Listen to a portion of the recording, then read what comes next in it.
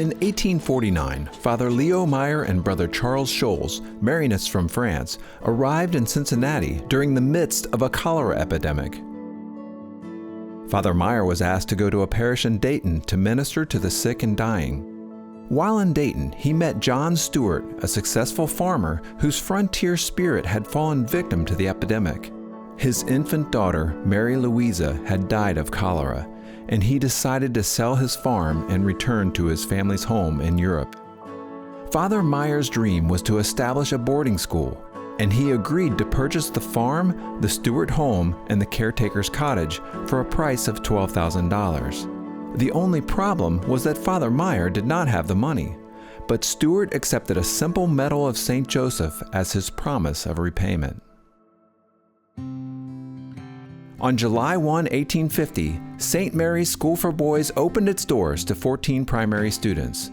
The fall term started on September 3rd, with boarders staying in the Stewart homestead and classes held in a frame building that not long before had housed farmhands.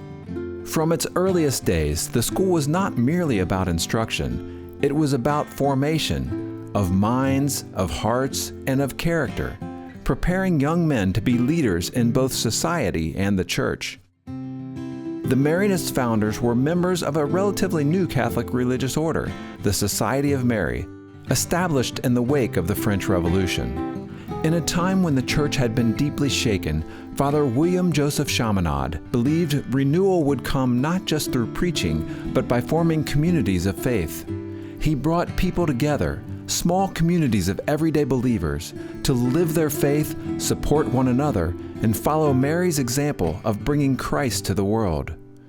For Chaminade, faith was meant to be lived in community and shared through action. That same philosophy guided the Marianist brothers who founded St. Mary's in Dayton. They strived to educate the whole person, forming students to think critically, act with compassion, and lead lives of purpose rooted in faith. St. Mary's modest start would evolve through perseverance and faith. When fire destroyed the Stewart home in 1855, the Marianists built St. Mary Convent to house boarders and classrooms. In 1864, a building was constructed next to St. Mary Convent. That building was later named Zaylor Hall in honor of Brother Max Zaylor, the school's first teacher. Zaylor Hall is the oldest building on the University of Dayton campus today. As other buildings were added, they were built simply with care and intention. In the late 1860s, the Chapel of the Immaculate Conception was built at a cost of $40,000. The chapel's distinctive dome rose high above Dayton and soon became a landmark. As our campus has grown around it, the chapel has stood at the center, the enduring heart of our community.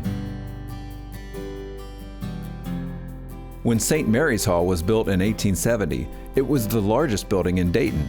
Many locals thought it was too big and nicknamed it Zaylor's Folly. In 1883, fire destroyed the convent building. The following year, St. Joseph's Hall was constructed in its place. From the beginning, the Marianists saw the importance of higher education for forming leaders.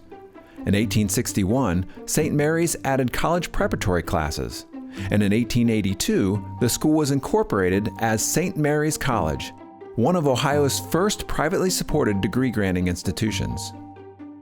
The Marianist brothers were well respected in the Dayton community.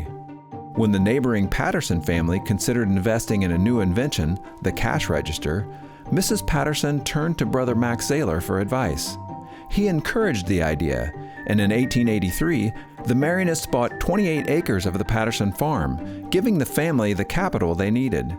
That investment helped launch what became the NCR Corporation. Today, that land is home to Beaujon Field and Kettering Labs. In 1913, a disastrous flood swept through the city of Dayton. It was a community crisis, and the Marianists responded. The high ground of St. Mary's became a temporary shelter for over 800 homeless Daytonians.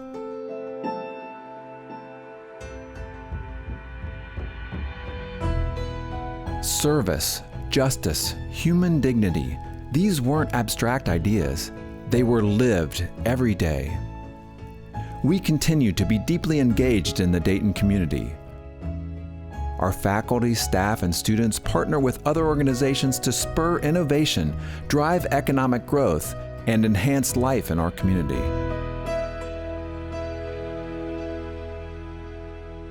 In 1920, St. Mary's College took on a new name, the University of Dayton, a name that reflected its deep connection to the city it called home. Soon after, the athletic teams adopted the nickname Flyers, a tribute to Dayton's legacy as the birthplace of powered flight. Female students were admitted to evening and weekend classes in the 1920s. Jessie Hathcock became the first African American woman to graduate from UD in 1930. In 1935, UD opened a college for women. 2 years later, the university began admitting women directly to academic programs, becoming one of the nation's first Catholic universities to admit women on an equal basis with men. The Marianists fostered a strong sense of community, a feeling of belonging where everyone is valued and supported. This family spirit can be seen in the close-knit relationships between students and faculty, the collaborative nature of our work, and the genuine care we have for one another. The legacy of our founders is not just the stories from our history, it's the living principles that guide our work every day, delivering on the promise of a University of Dayton education. With a holistic advisor to guide them and meaningful experiential learning opportunities, students graduate ready to soar. We're not just preparing students for jobs, we're helping them discover who they are, what they're called to do, and how they can use their gifts to meet the needs of the world.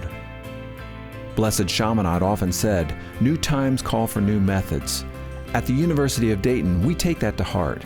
We've grown by staying faithful to the Marianist values while adapting to the needs of each generation. In every era, we've responded with boldness, creativity, and a deep sense of purpose. On a quiet stretch of farmland, the seeds of an enduring mission, inspired by Jesus Christ, were planted. The work started by a priest, a teacher, a cook, and a gardener lives on in every classroom and every life shaped by the University of Dayton.